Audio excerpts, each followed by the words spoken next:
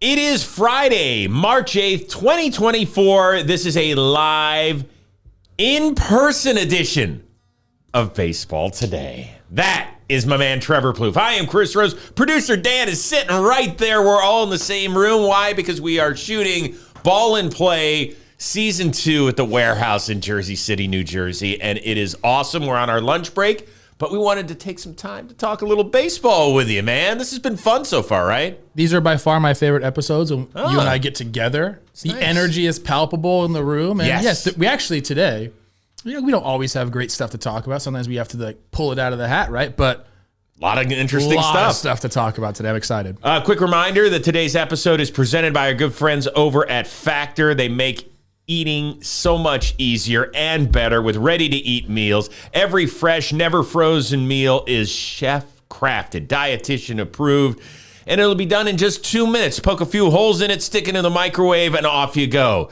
You'll have over 35 different options to choose from each and every week, including Calorie Smart, Protein Plus, and Keto. Oh yeah, there's also more than 60 additional add-ons to help you stay fueled up throughout the day. So head on over to factormeals.com/baseball50. Use that code baseball50. You're going to get half off. That is the code baseball50 at factormeals.com/baseball50 to get 50% off today. And don't forget, we got our Factors question of the week coming up at the end of the show. Some big news pitching-wise to come out of the world in Boston. The good news is Brian Bayo, he gets a 6-year, $55 million extension. Good for you. 24 years old, coming off a solid rookie season, and hopefully he'll be at the top of their rotation for years to come. The bad news is our good buddy Lucas Giolito, it sounds like he is not going to throw a pitch. It isn't definitive quite yet, but he does have issues with that UCL, something that he had repaired right after he came out of the draft a dozen years ago, and so we wish him well, send him our best thoughts there. And it got us going to a real interesting story that came out of The Athletic, thanks to our buddies Ken Rosenthal and Eno Saris. They did a really interesting interview with Dr. Keith Meister. He is the Texas Rangers head team physician, and he is saying that the sport of baseball and the way that we evaluate pitchers is letting down the pitchers themselves in terms of health. There's a couple of quotes I want to get through. First one said that these front offices, unfortunately, are living more in the moment than taking a longer, broader term view. And he said, we used to say you go get your one Tommy John surgery, you're good. Then it was you get 10 years out of one. Then it was 7 to 8. And now you break down in 3 to 5 years, depending upon who they are, the stuff they have, and what they throw. Is baseball indeed letting down pitchers? That's such a loaded question, but there's absolutely validity to it, because right now we live in the data era, the StatCast era, where you're just your numbers now. You could be. They could just set up a sheet and it says, okay, this is what spin rate is. This is what his vertical drop is. This is velo. They have all the numbers, right? And they'll just pick. It's not about the person anymore, what kind of pitcher you are. It's about what your numbers say about you.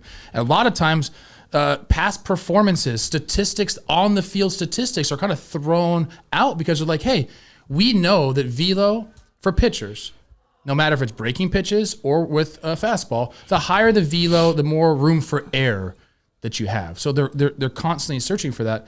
The problem is, what do we always say about the pitching motion? It's an unnatural motion. It's not. You're not supposed to really be doing that with your arm. So now we're building these guys up, and yeah, we're training for velo now, but it's not for longevity whatsoever. That's why we're seeing these careers. I mean, the average major league career now is on the downturn. A lot of that has to do with money and arbitration and free agency, and teams saying, hey, we think we can get value for less money from a young guy. So there's all these things going into it. But as far as the pitchers, I mean, yeah, we've already talked about that on this show, where 200 innings is not happening very often anymore. Last year, 180 innings pitched, only 20 guys matched that. 20 guys in the big leagues, okay? We're continuing this downward trend of give me everything you got for what? I mean, max 2 times through the order, whatever that is. 4 innings. That's what teams are shooting for now, maybe 5 innings. And what's happening now is guys are getting signed and you're getting all these accolades because you can throw the ball harder and, you can get your spin ups. You're increasing all these different things, but at what cost?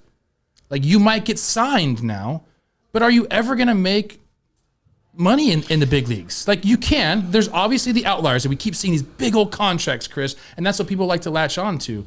But just go around the rosters and see guys once they get to arbitration or once they start to break down, they're out of the game, man. Okay, so I want to ask you this. I could go on forever about this. I'm sorry. Yeah, well, here's the deal.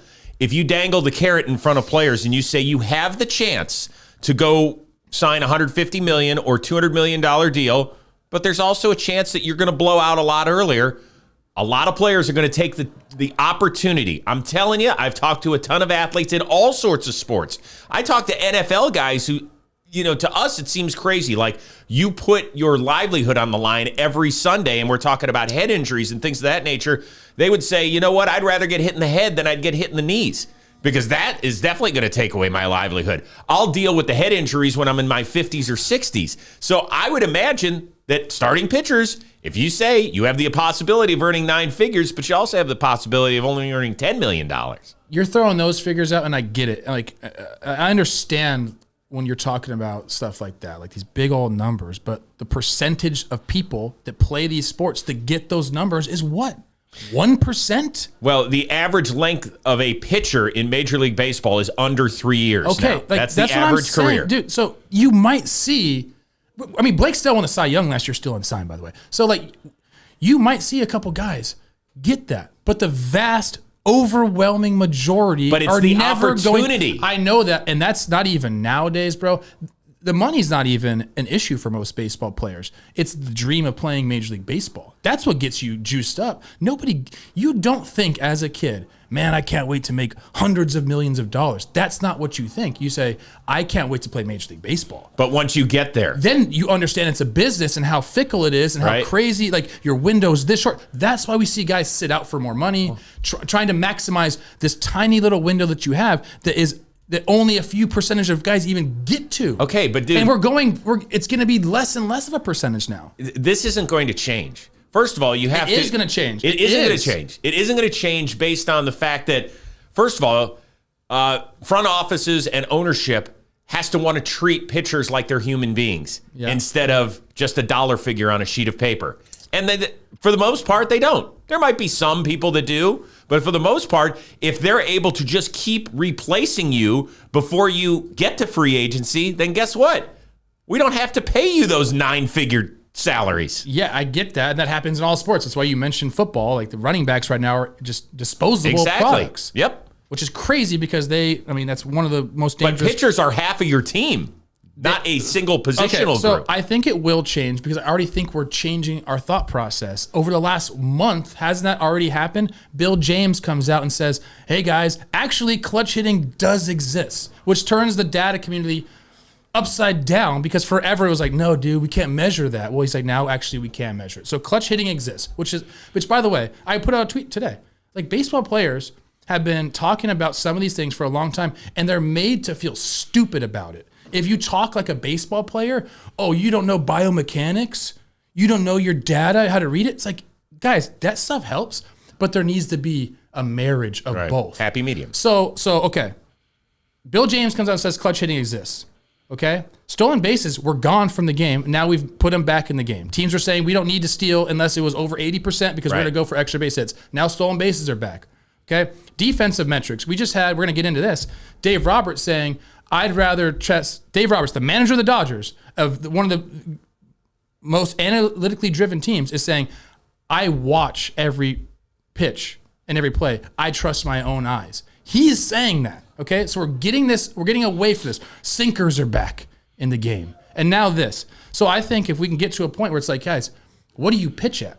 That stuff doesn't what's your max pitch at? What do you pitch at? That's better for everybody involved. That stuff doesn't affect the bottom line. And the bottom line is the bottom line. I wish it was different. Hey. I wish I had more faith in people being able to take a big step back and say, if an owner came out and said, hey, guys, we're putting the health and livelihood of these pitchers at risk.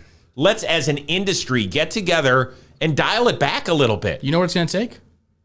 A bunch of Steven Strasburg-like stuff to happen. These guys, I'll tell you what they hate more than anything, paying dead money. So these injuries, Lucas Giolito signed a 2-year deal with the Red Sox. He's going to be sitting out at least one of those years.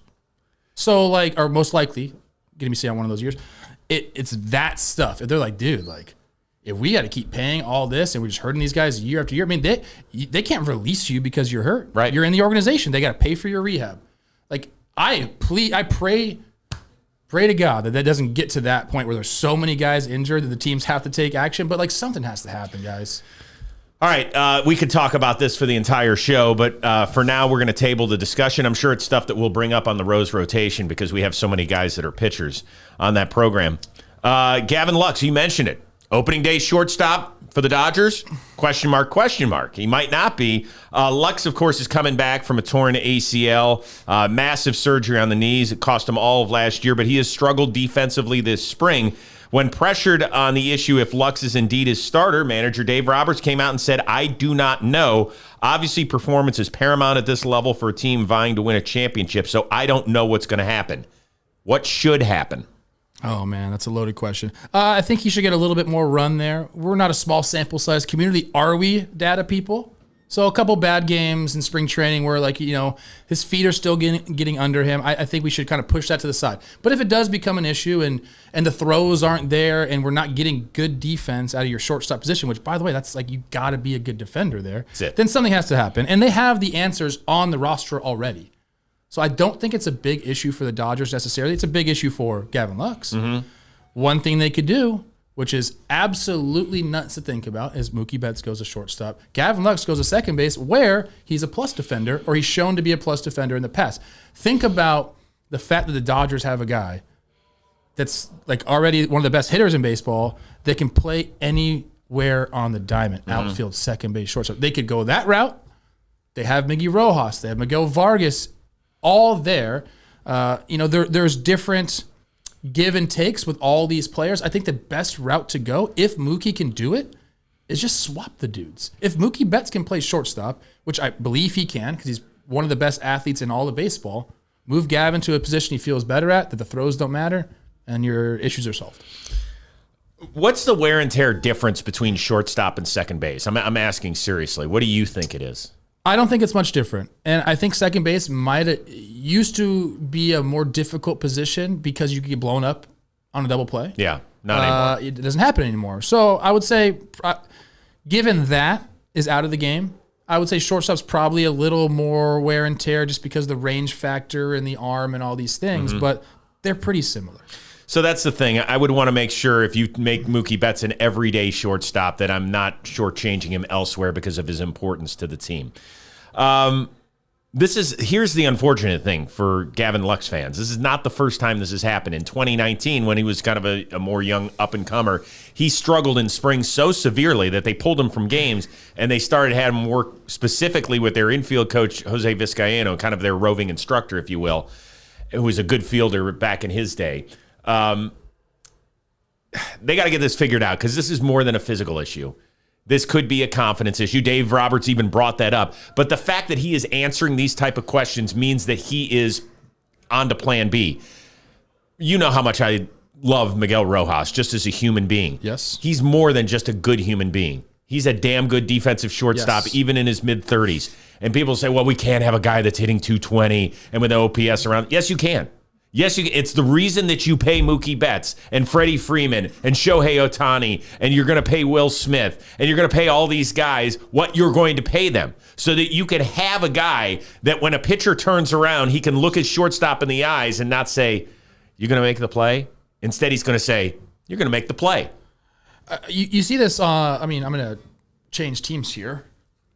The Twins have a similar problem right now. Eddie Julian, second baseman, young kid, not really known for his defense, but he can hit. And later in the games, they bring in Kyle Farmer. He's like the defense replacement. You could see that happening with the Dodgers. They say, hey, Lux, your bat is good enough to get us through the first 5 or 6 innings. We need your bat. Make the plays right at you. Don't try to get crazy. And then you bring in Miggy Rowe at the end of the games. They could do that. They have options for the Dodgers. Honestly, I'm not worried about this. I hope it works out for Gavin. Gavin, go to the backfields. Throw the shit out of the ball 100 times a day when no one can see you. And you won't worry about it. That'll fix your problems. I've been there, man. Gary Wordman in the chat says, imagine having the best right fielder in baseball and having him play shortstop. It's crazy. It is crazy. Crazy. But I think that's one of the reasons why you have paid him $360 million or whatever. He wants to do it. Yeah, That's the best part. He's like, dude, I'm a middle infielder. And Miguel Rojas has told us a bunch of times on the rotation how impressed he is with Mookie's work ethic. Like, he just doesn't want to come out and be okay in the infield. He says every day for an hour last year, he was practicing in the infield. He wants to make sure he's exceptional. Can I make a point? Please. Moving to the infield, if range isn't a problem for you and you have like exceptional lateral quickness, which Mookie Betts does, I think shortstop's easier to play than second base. It's just harder because your range has to be bigger. But if that's not a problem for you and you have the arm strength, then it's really an easier position because everything's kind of going towards right in front of you instead of having your second back base turned. is it's kind of different angles. You have different responsibilities. So I think you could do it, man. Interesting. I want to tell you about a new podcast and video series that you're going to want to tune into. It's called The Deal. It's co-hosted by A-Rod. Our guy. Every week, A-Rod and Bloomberg reporter Jason Kelly, they speak with big-time athletes, entertainers, and executives. Maria Sharapova. Wow. Michael Strahan. Wow. Derek Jeter. Sheesh. Only one of those three is in my cell phone, by the way. So The Deal takes you behind the scenes into the world of sports and media and entertainment. I know. Hi, Maria. I'll call you later. It's Strahan. And dives into the wins and losses and lessons learned along the way. We know that A-Rod has learned a ton of lessons, right? He's been one of the most successful people on the planet in terms of the sporting globe. He also has been a guy who's had to work his way up, right? He knows all sorts of battles. He also knows it from now the ownership position with the Minnesota Timberwolves and all sorts of stuff. So he's got great lessons out there, things that he's learned, things that he wants to learn. And you can say a lot of things about A-Rod. He is always curious about life and wanting to better himself. So it is from Bloomberg Podcasts and Bloomberg Originals. You can listen to The Deal on Apple, Spotify, or wherever you download your podcast. So we wish them the best of luck, and you'll want to tune in. All right, one guy we haven't talked a lot about this spring is Mike Trout. He's like, hi, I'm still here in Anaheim. Do you remember me? Well, because he played so few games over the last few years, I think we kind of have forgotten. So how important is it for his legacy that he goes back to being Mike Trout? All right. I mean, I don't really know how to answer this question. I'll say this. I don't think... Do you not like the word legacy? It's not about that. Because with Mike Trout, we're talking about a guy, and we just talked about like analytics and WAR sometimes gets brought up in that, and like people like it or love it, whatever, or hate it. 85.2 baseball reference WAR. He's 52nd all time already. He's 31 years old. His legacy as a baseball player is set in stone. He's a first ballot, surefire Hall of Famer. Mm-hmm. This year, if he just plays a full year and gets like his 7 WAR that he's customarily gets, he'll jump all the way up past Wade Boggs and be 43rd all time. This guy, it's insane what he's done. I don't need to list his stats and accolades, do I? You don't need to. So what's important for Mike Trout? Yeah, you got to continue to play well because that's going to help you win and get into the playoffs. This second act, I guess that's what we're calling it now because he was hurt last year, 300 whatever plate appearances. The second act for Mike Trout, and I believe this is all he cares about now. He's got to win, man. He wants to win. And I don't know where that's going to be. I hope it's in Anaheim. I really want that to happen. I think that's all that matters now to him and to what you're saying, his legacy. The baseball player, back of the baseball card, Hall of Fame statistics are already there. He doesn't have to do one more thing on the baseball field, but he hasn't won. And I think to him, that probably means the most. So to me, that's what has to happen. And unfortunately for Mike Trout, we play a sport that one guy can't conquer. Well, how many two guys can't conquer? We saw that. How many players in the history of this sport have more MVPs than Mike Trout? You want to guess? 2, 3? Barry Bonds? That's it. Shit. He's got 7. Mike Trout is in a group of, I believe, 8 players that have 3. It's a pretty good list. Pujols, A-Rod, Mantle, DiMaggio, Roy Campanella, Stan Musial, Michael Jack Schmidt, Yogi, and Jimmy Fox. So that's more than 8. My counting and sucks. A bunch of MVP 2s. Yes, a bunch of MVP 2s. Here's the problem. He is just starting his 30s. Okay. And it feels like if he doesn't crank it up back to the guy who was like a 950 OPS minimum, if he just walked into the batter's box before swinging the bat, that he's in danger of having a decade of just kind of treading water. Like Albert Pujols' last decade, until he hit the number of home runs that he did, it was kind of a lost cause. It really was. And do you remember anything from his Anaheim tour? Hell, he didn't even hit his most monumental home run in an Angels uniform. You know what I remember about Albert Pujols in an Angels uniform? Playing against him, getting a ground ball from him, looking up and being like, wow, I have an eternity to throw the ball to first base. I can run it over. It scared me how he didn't get out of the box. But yes, to your point, I get that. It's one of the most win either. It's one of the most decorated first halves of a career in the history of the sport for Albert Pujols. And then the second half, you're like, God, I wish we hadn't seen that. So I'm not saying that Mike Trout's going to fall off there, but he has to be Mike Trout a few more years for us to even knock him up a couple of. You know what? I would say this. If the Angels over the next couple of years, and Mike Trout's on this team, if they make it to the playoffs, he's going to be the second guy with 4 MVPs. That's what's going to happen. If he's the leader of the team, that's going to happen. If you asked me if Mike Trout's going to win another MVP before the end of his tenure, which his contract runs through the 2030, so that's 6 years. 7 seasons. 7 seasons. I would say, 100% he will. That's kind of players. Plus, Shohei is gone in the National League. So that doesn't help him. Oh, yes, it does. No. Because Shohei's going to win the MVP almost every single year that he does both. So that gets him out of there. Anyways, I just don't think he needs to do anything more on the field. I get what you're saying about Pujols and that whole thing. It's about winning now, and I hope I for his sake, man, you just want to see him in the playoffs. Okay, MLB announced its rosters for next week's 16-game, 4-day. Chris, we have breaking news. Joey Votto signs with the Blue Jays, which we thought was a great fit all the time. We said that from the beginning. That's a great fit for him. All right, let's do that instead of these kids. I don't know how that's going to screw you up graphically, Dan. That is great, and it's been a rough watch. It's been funny to see him on social media, but it's been a little sad because I was originally going to ask the question on today's show, like, how surprised are you, or is it a missed opportunity that he hasn't been in camp? You know my answer to that. Of course it's a missed opportunity. You know how I speak about these aging veteran hitters that can be such a help to your team and your young guys. So that's why I wanted him to sign with someone during spring training. Now it's a minor league invite. He's got to make the team. But again, having that wealth of knowledge in your clubhouse, it's like you can't put a number on it, Chris. You can't. I'm interested in the construction of the team. Now, I know that he lives a half hour outside of Toronto, so this is remarkable. Yeah. I mean, Canada, when there were 2 teams when I was growing up, the Blue Jays and the Expos, there were so few players that rolled through town that had Canadian roots. But when they did, you were like, when Larry Walker played for the Montreal Expos, that was freaking awesome. It was amazing. This is going to be incredible. I know there's some sadness, certainly for Cincinnati Reds fans who wanted to see him as a lifelong Red, but once they didn't have room for him, I think they all understand and get it. To me, the curious thing is going to be, if he does make this team, you have now brought in 2 of the great leaders in this sport that are active between Justin Turner and Joey Votto. Only one of them can DH at a time. It wouldn't be that. I don't think they're vying for the same spot on the same day. So you think that Turner's going to play third base a lot at 39 years old? I think he might, because you got IKF slotted in right now, or maybe some other guys can move over there. Maybe Schneider can do some of that. But I think they'll find enough at bats. So really, I think it's between him and Vogelbach, who they also brought in as a left-handed guy off the bench.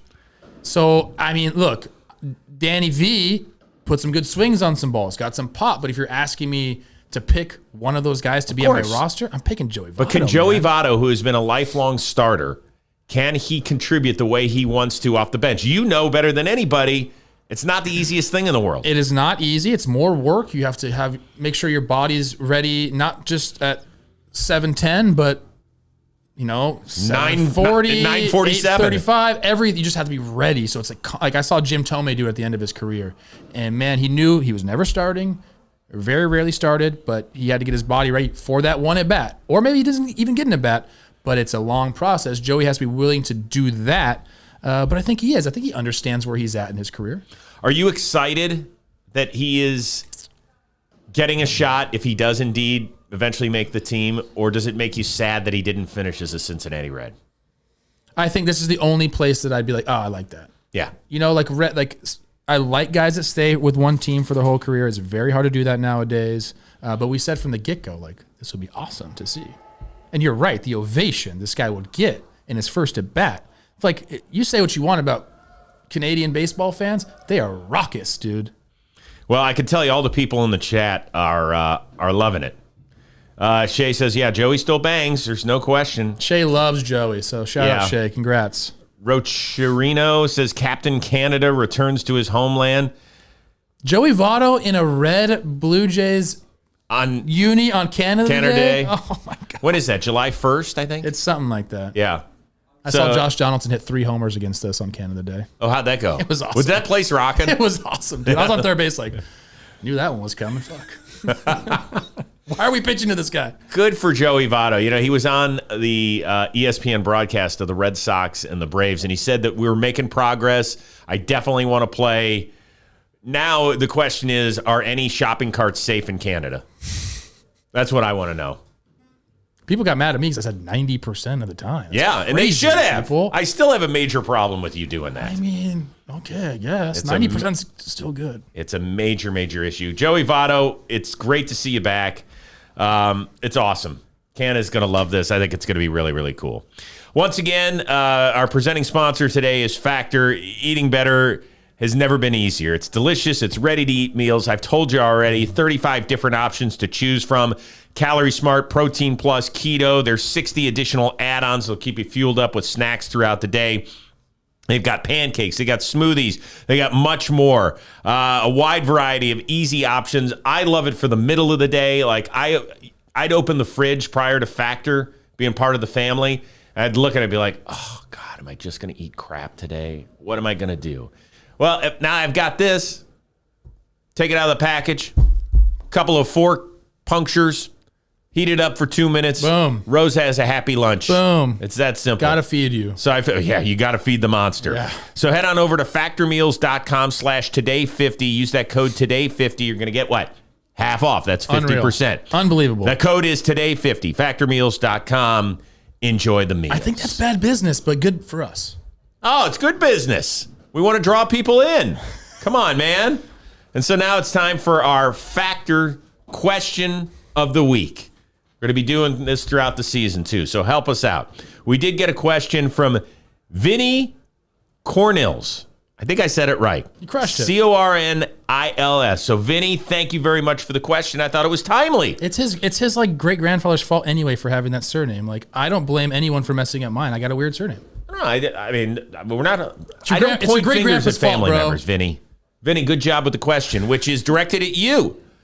Your favorite and least favorite thing about spring training? It's a good question. Can I guess what the least favorite thing is? Sure.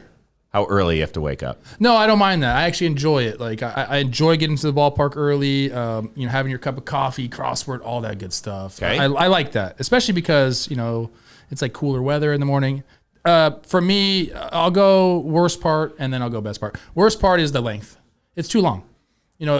After 2-3 weeks, you're just ready for your statistics to count. You're ready to go and play under the lights. You're sick of playing day games that mean nothing.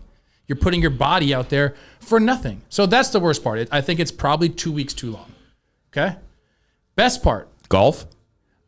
When you first show up to spring training is the best part because you're getting around the boys again. You're talking. You're having a good time. You don't have games yet, so you get to go out to dinners and play golf if you want. In Florida, you fish a lot. The camaraderie when you first get into the building is awesome. Everyone's optimistic. Everyone's had a great off season. You don't have a ton of game work to do, so you go do your stuff, gym, fundamentals, all that. Then you get out and you're able to create bonds. And you really do create that bond for winning teams in spring training. That's where it starts. Then you got to win. Winning creates a lot of great environments. But that to me was the best part. Showing up, getting with the boys, and just kind of having fun. Because the next 6-7 months are just, you're in it. So to have that little time together where you can just kind of be a regular group of friends is awesome. You know what, Vinny, you didn't ask me, but I've covered enough spring trainings to say the best part of spring training is getting the assignment to go to Arizona because all teams are within an hour of one another. I don't believe that. I'm actually on the other side of that. The worst part is when you get the assignment for Florida. I swear to God, I had to cover 5 teams. Oh, for you? Yes. Yeah, it's fine. Yeah. 5 teams in like a 3-day span. You are zigzagging across the state where you're like, oh my God, is there going to be an alligator on the road? And it takes you forever to get from. I could see that. Yeah, from team to team to team. As a player, I'm the other way. I did both. I like Florida. Did you? Yeah. If we have time, I'll go into it. It takes 90 seconds. Go. Same reason I liked showing up. When you have a travel day, and you're not traveling, you're only responsible for the fundamentals. So you go there, and it's a shorter day, and you get to go and leave the park earlier, essentially. In Arizona, full squad workout every day, because then the guys that play the game just taxi on over to the field. But were you ever the veteran that had to go make the bus trip from Fort Myers? Yeah, there's three veterans have to go. Of course, dude. Yeah. So I've done the Jupiter trip where you stay overnight and play the Marlins and the Cardinals. Oh, you're kidding. That's bad. But when you get to stay home, it's like the substitute teacher's in. You're like, hey guys, we can do whatever we want today. It's good. Vinny, good question. And I'm not gonna yell at your great-great-grandfather like Plouffe did for your surname. All right, this was fun. We got to do these more often. When are we going to build the West Coast John Boy wing? How's that coming? I've been trying to get it done. We could find a nice happy medium between the 2 spots where we live. We live about 10 miles from one another. I'm not going to give away anything, but I think in April we might be together again. Teaser. And we're getting closer to 5 days a week. At the very least, it's going to happen at the beginning of the season. Yes, we're fighting about this right now. You all can guess who wants to work quicker and who wants more days off. It's up to you. It's up to you to figure that one out. That was like in all my answers to the question today. So listen, this was fun. It was great. By the way, you're going to love the content we're putting together. We're almost done with the regular season for Ball and Play Season 2. It's been a blast. I love every aspect of it. All right. For our dude, Dan Rourke, who is the most interesting man on the planet. I wish y'all could see him right now with the way he's dressed. It's magnifique. And for the uber-talented Trevor Plouffe. I am Chris Rose. We will see you next week on Baseball Today.